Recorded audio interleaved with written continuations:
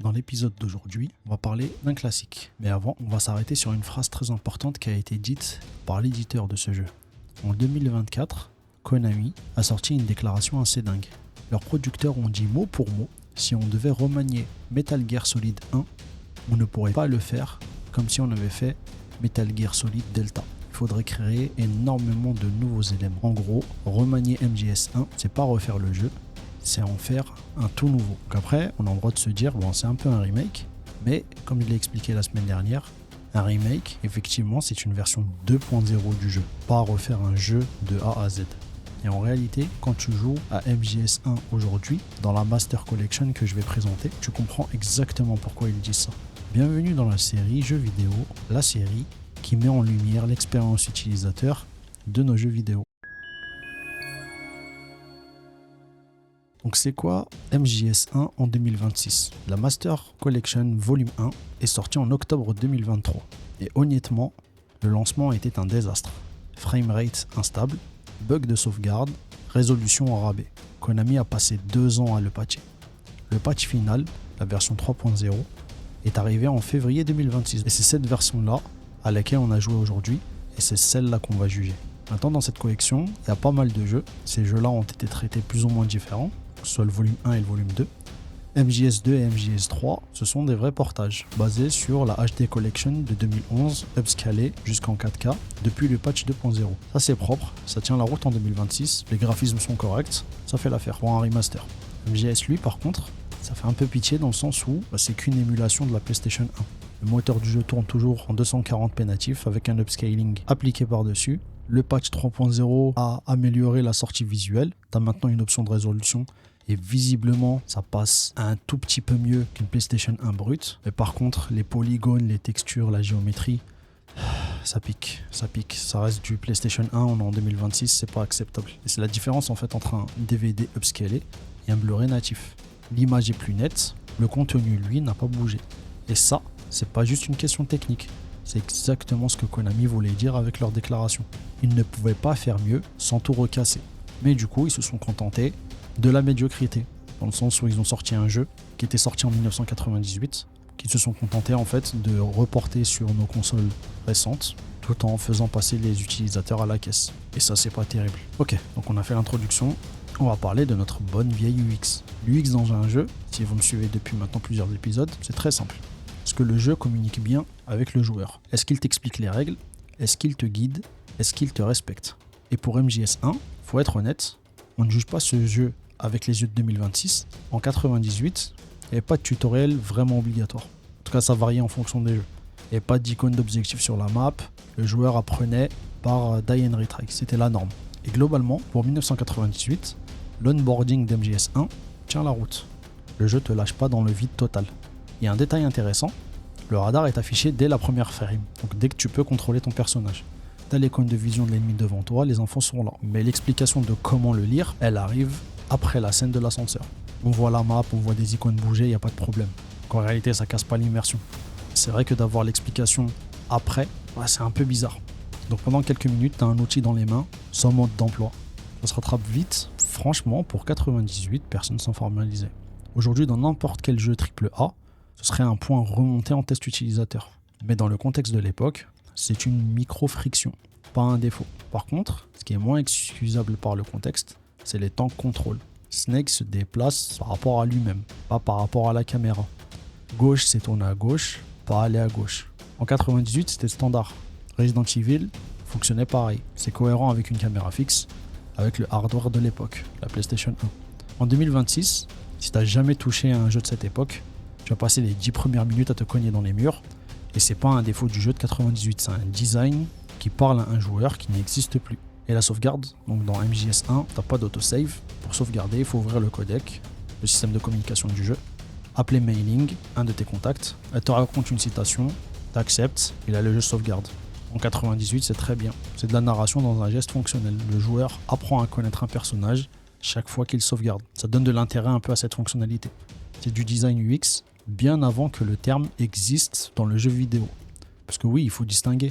Le fait qu'on parle d'UX design depuis les années 90, donc comme je l'ai dit dans des vidéos précédentes, et le fait qu'on l'ait intégré dans les jeux vidéo parce qu'à l'époque on ne parlait que de développement. L'UX design n'existait pas. Ensuite, donc pour revenir à la Master Collection, ça reste intact. Sauf qu'il y a un bug sur Steam et sur Steam Deck. Si tu quittes le jeu via le bouton Steam au lieu du menu in-game, tu perds ta sauvegarde. T'as pas de message d'avertissement, t'as pas de confirmation. Tu la perds et c'est tout. Et t'as que tes yeux pour pleurer. Donc un système de sauvegarde brillant en 98, cassé par un portage bâclé en 2023. Et pour finir, sur cette partie, le menu pause. Sur PlayStation 1, t'appuies sur Start, le jeu posait instantanément. Dans la Master Collection, le même geste prend jusqu'à 10 secondes. 10 secondes pour ouvrir un menu pause. C'est pas une exagération, c'est documenté, c'est mesuré et c'est pas corrigé même après le patch 3.0. Et ça, en UX, on appelle ça une friction. Un obstacle entre l'intention du joueur et l'action du système. Et là, c'est une friction sur un geste, l'un des gestes les plus basiques du jeu vidéo. Il y a aussi un truc dans les conduits. Donc tu es en train de ramper, tu vois un trou devant toi, le jeu t'affiche un pop-up pour te dire que tu peux descendre. En 98, dans le contexte du jeu, c'est de l'affordance textuelle. Le problème, c'est que MGS1 est un jeu qui communique par le geste, par le monde. Alors ce petit carré de texte, il rompt quelque chose. Ça casse l'immersion, pas parce que c'est mal fait, mais parce que le reste du jeu t'a habitué à chercher par toi-même. Et donc maintenant, on arrive au moment le plus célèbre du jeu, le boss qui a traumatisé toute une génération. Et du coup, je fais un clin d'œil à un de mes abonnés, Aidin, qui m'a contacté et qui m'avait demandé de faire une vidéo là-dessus. Donc voilà, chose promise, chose due, on va parler de Psycho Mantis. Ceux qui ne connaissent pas, Psycho Mantis est un boss télépathe. Et avant le combat, il lit ta mémoire, littéralement. Sur PlayStation 1 en 98, le jeu scanne ta mémoire carte, donc la carte mémoire de ta PlayStation. Et si tu avais des sauvegardes de certains jeux Konami dessus, Mantis le détecte et il te cite le jeu en question. Si tu avais une save de Castlevania, il te dit tu aimes les jeux d'action et il te cite même le titre du jeu. Tu as une save de Suikoden, tu aimes les jeux de rôle, etc. etc. Pareil avec Silent Hill. Et en version japonaise uniquement, si tu avais certains jeux en particulier, donc Snatcher ou Police Note sur ta carte mémoire, les deux jeux de Kojima lui-même, une ligne exclusive se déclenchait avec Hideo Kojima en personne qui disait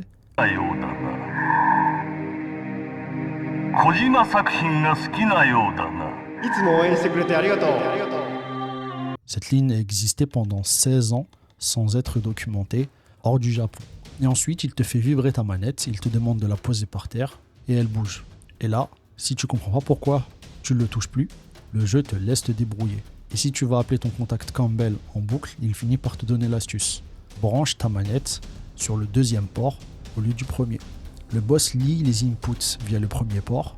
Si tu branches le deuxième port, il devient aveugle. En UX, ce qui se passe ici est vraiment exceptionnel. Mantis ne casse pas juste le quatrième mur, il exploite une convention hardware réelle que le joueur partage avec le jeu. La memory card existe vraiment.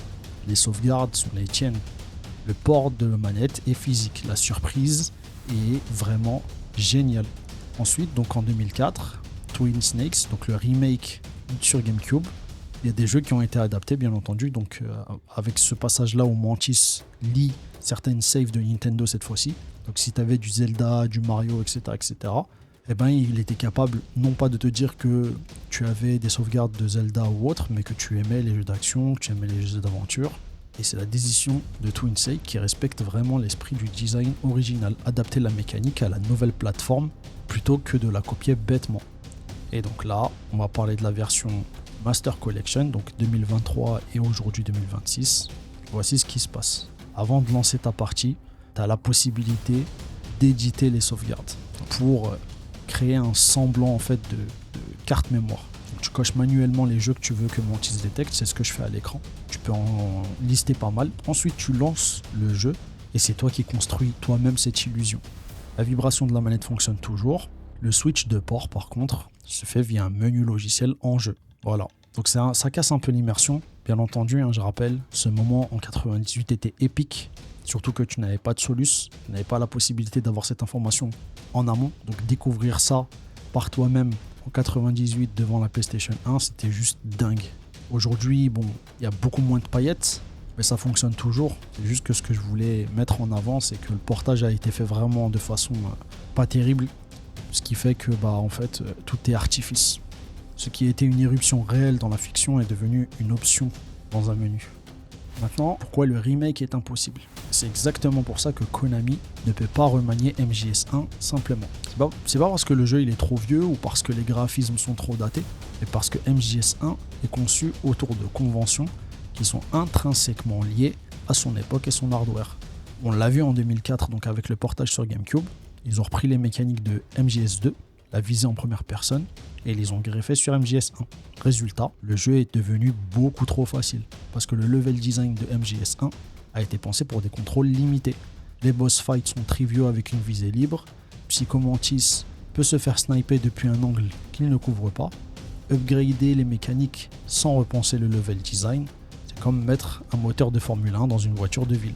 Techniquement c'est puissant, fondamentalement c'est déséquilibré. Alors Konami avait 3 choix. Parmi tant d'autres bien entendu, mais au moins 3. Soit ils remaniaient le jeu en profondeur, repensaient le level design, mettaient en place une nouvelle UX et recréaient tous les moments méta. Ce serait un nouveau jeu, pas un MGS1, soyons clairs. 2. Porter le jeu tel quel avec des améliorations cosmétiques, et c'est ce qu'ils ont fait, on a vu les résultats, c'est pas terrible. 3. Ne rien faire. Il n'y a pas vraiment de bonne réponse, mais c'est vrai que la réponse qu'ils ont choisie, ça fait un peu médiocrité.